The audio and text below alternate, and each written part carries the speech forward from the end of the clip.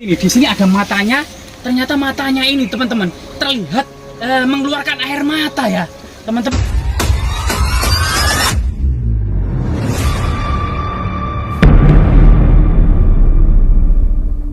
Masa lalu ternyata menyimpan banyak rahasia dan misteri ya.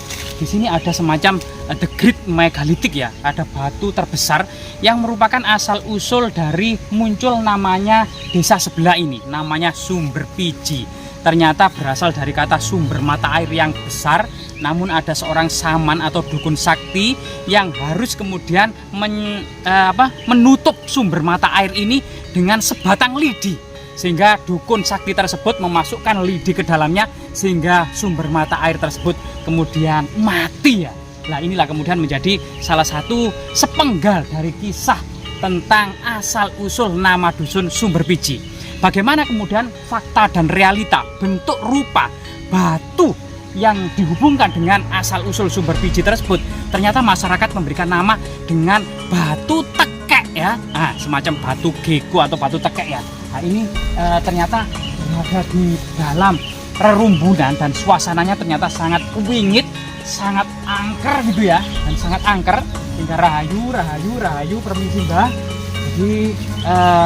Jadi ujungnya saja itu terlihat dari sana ya, itu ada semacam mata, entah hidungnya ya, bentuknya warnanya memang bercak-bercak seperti kulit tekek gitu ya. Nah, ini kemungkinan sangat misterius banget dari peradaban masa lalu. Dan ini kalau kita masuk ke dalam sini gitu ya, mungkin untuk mengetahui batu tersebut mungkin bisa mungkin ya, sehingga kita harus belusup ke semak belukar di sini. Kemudian ini ada makhluk yang lainnya ya, kita juga kurang tahu ya. Namun mungkin teman-teman bisa melihat teman-teman. Nah ini teman-teman, rahayu. Jadi suasananya cukup angker dan sangat wingit sekali ya. Jadi ini di bawah pohon rempelas atau semacam beringin ambulu jenis rempelas ini yang dicengkram akar-akarnya yang sangat kuat ini. Ternyata batu ini condong ke arah ke arah barat laut, ke arah barat laut ya. Ke arah barat laut ini. Coba kita lihat. Nah, ini teman-teman masih suasananya yang masih cukup angker ini, teman-teman. Ini teman-teman. Jadi bentuknya malah ada hidungnya teman-teman ya. Ada hidungnya, ada matanya. Malah mirip seperti naga raksasa yang bertapa membatu teman-teman. Tapi masyarakat memberikan nama batu tekek ya, karena diduga di sini itu tempat berkumpulnya tekek-tekek di masa lalu. Nah, karena memang suasana sangat angker teman-teman. Jadi di akar pohon tersebut ini diduga kemudian ini juga pohonnya ini tertutup oleh semak belukar ini. Coba kita bersihkan teman-teman ya. Kita bersihkan pelan-pelan teman-teman. Rahayu Mbah, permisi Mbah. Ini pun sowan Mbah, rahayu Mbah. Nah, ini ada pohon beringin yang tumbuh di atas batu ini teman-teman. Artinya batu ini seperti ada lehernya teman-teman. Ada matanya, ya sipit matanya teman-teman. Dan ada lubang hidungnya di sana teman-teman.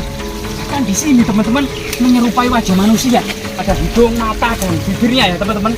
Jadi kemungkinan ini adalah monolit ya, jejak-jejak peradaban megalitik, neolitik masa perundadian yang diduga memang ini berumur 1500 sebelum Masehi ya. Masa-masa ini, karena memang di area ini juga banyak sekali situs-situs yang berhubungan dengan masa prasejarah atau megalitik tua yang kemudian para peneliti sejarah prasejarah Indonesia itu membagi megalitik tua dan megalitik muda.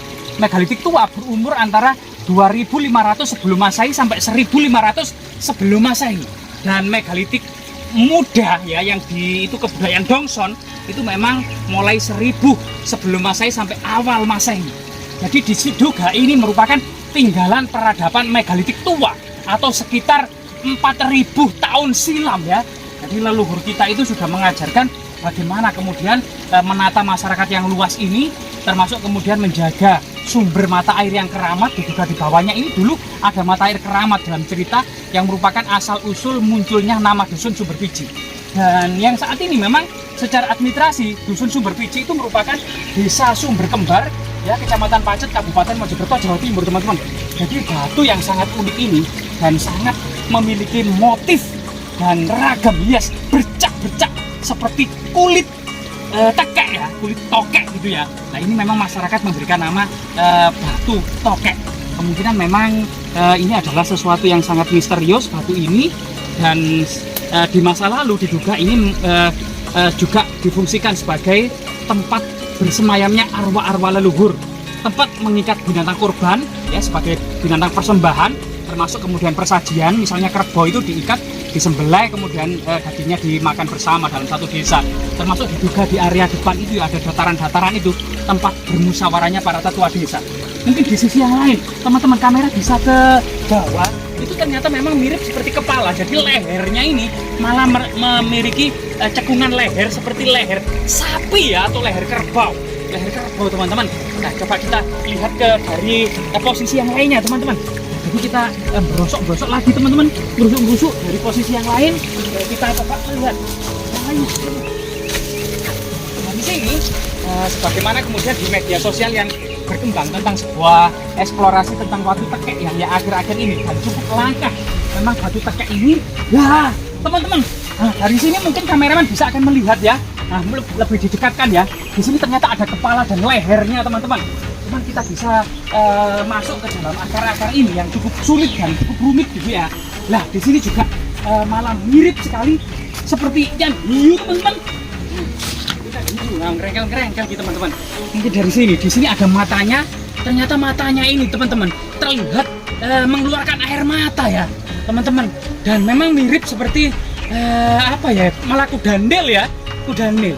Bahkan bisa saja kemudian ini memang sebenarnya dikira batu, tetapi mungkin naga raksasa yang bertapa membatu dan meneteskan air mata teman-teman. Nah ini teman-teman, itu matanya dan meneteskan air mata berwarna hitam, itu ada airnya teman-teman, matanya ini teman-teman.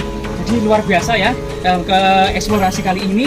Semoga bermanfaat, terutama dalam bidang masa prasejarah di Nusantara, karena situs ini berdekatan dengan situs-situs peradaban megalitik lainnya, seperti batu terbang atau batu jenggreng, triolit ya, batu kuda atau batu jaran ya, termasuk di sampingnya itu ada batu dakon dan jejak-jejak vulkanologi ya, yang juga menjadi semacam situs magis dan sakral pada masa sejarah. Jadi diduga pada masa lalu, masa prasejarah ini juga berhubungan dengan batu terbang, batu kuda di sekitarnya, yang artinya memang diduga memang 4000 tahun yang lalu ya, atau sekitar 1500 sebelum Masehi sampai 2500 sebelum Masehi, sebuah peradaban neolitik megalitik prasejarah yang ada di Nusantara ini.